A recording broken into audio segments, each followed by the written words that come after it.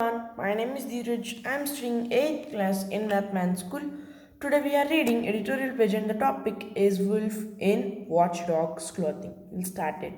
The new rules introducing by the center last week to regulate all types of digital platform with the idea of regressing user grievance and ensuring the compliance with the law are deeply unsettling as they will need up to giving the government a good deal and leverage over online users, publishers, and intermediaries.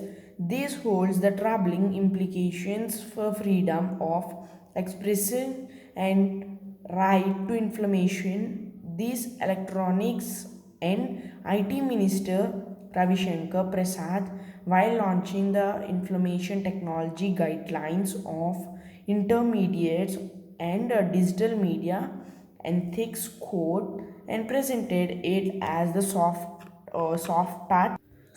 touch outside mechanism. The government pressed no term to the progressive and the liberal.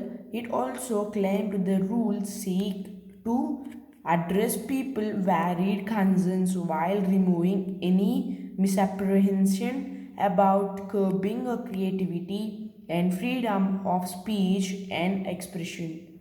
The soft tone notwithstanding, these rules force digital news publishers and the video streaming services and to adhere the cumbersome three-tier such structure of regulations, while the government committee at its apex, this in itself unprecedented in the country where the news media have been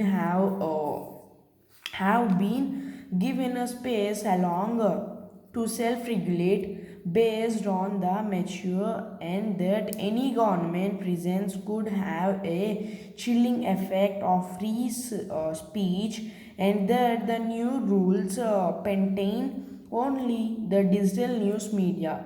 The not to news media hardly provides comfort in the farmers increasingly becoming of the news and viewers.